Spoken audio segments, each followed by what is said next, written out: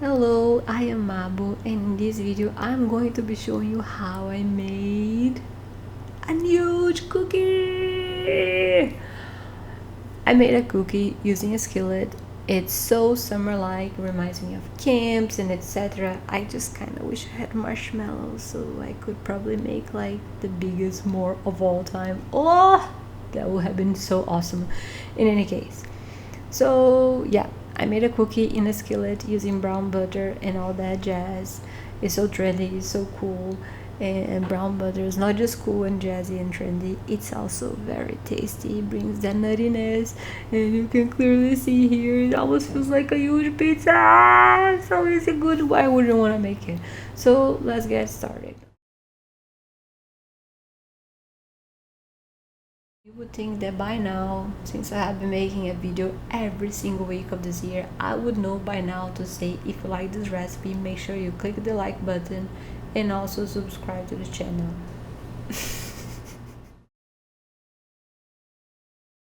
So I put these 4 tablespoons on a skillet on medium high, and I waited for it to melt, and you can clearly see here that there is some foam showing up like shh. And this is normal, it's fine. Wait for the entire butter to melt. And if you're gonna use the brown butter, this is gonna be the hardest step of your cookie, which is do not let the butter burn. So as soon as it melted, you're gonna see that I'm gonna stir constantly. Stir, stir, stir.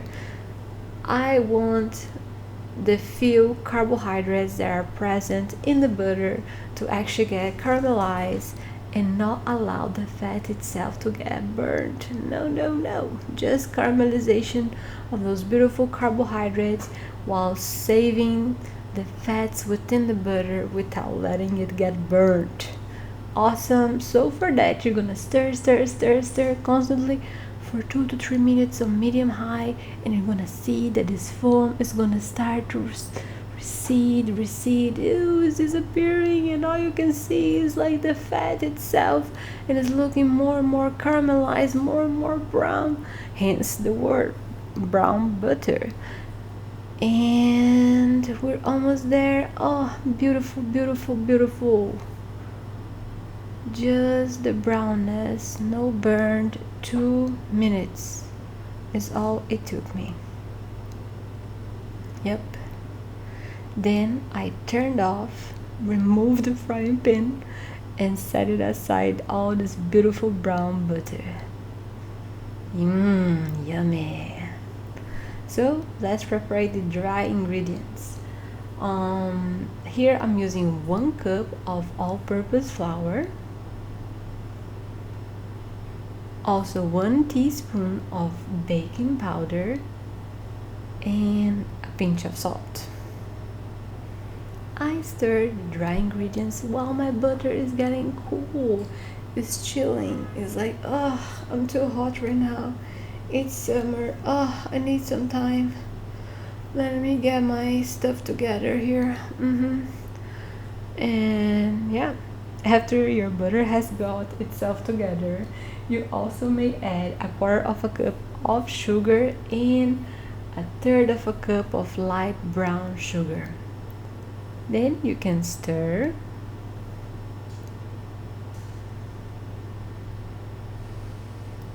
And while you stir the different sugars with the butter, you're giving another chance for the butter to like cool off before you add an egg. Yay!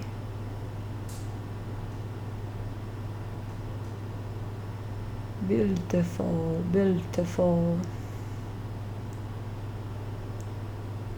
And while you're doing this step, I should probably let you know that you should have a preheated oven at 350 Fahrenheit or 177 Celsius.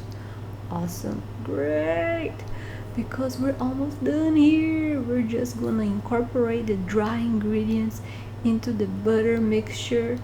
And I did say just incorporate. If you have watched my other cookie videos, which I'm gonna leave the link here, you know you should never overwork the flour of your cookies, otherwise you're gonna get more of a cakey texture rather than a cookie. You're literally just trying to incorporate and create a homogeneous mixture. You're not trying to, like, I don't know, make mochis. Actually, that's a very good explanation, because they overwork the flour, I mean the rice, to get that really stretchy consistency. In any case, before I get too lost on what I'm saying here, I also added 2 ounces or a third of a cup of semi-sweet chocolate chips into the mixture. Then I brought back my frying pan. It's a non-stick and it can go to the oven. And I literally am just spreading this cookie dough all throughout my frying pan. At first I tried to use my spatula, but wasn't very successful, so I used my hands, because why not, because I thought I was going to struggle less and I will have time to do other things. So sometimes it's better to just put your hand on it and get it done. And then I looked at this cookie and it looks pretty, doesn't it? But doesn't it look kind of naked? Maybe I like too much chocolate, but I also ended up adding another 1/4 of a cup of chocolate chips on the top, just to add a little color to it. It was looking kind of pale to me after I spread the dough, but you can do you. I mean, yeah, it looks nicer now, doesn't it? I like picking those little chocolate chips on the top that right out of the oven start melting.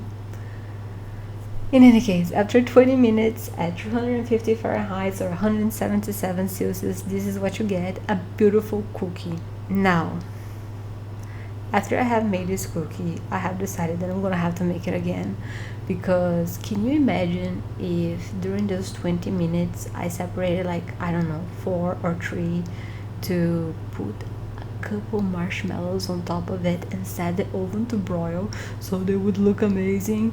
Oh, I'm dying to do that. In any case, if you do that, let me know in the comments below how did that turn out, because it just seems like an awesome thing to be having, like the hugest s'more of all time. Anyways, getting back to the cookie, it's amazing, it tastes great, it's really soft. Leave it for 20 to 24 minutes depending on the size of your frying pan. I see you next time in the kitchen. Bye.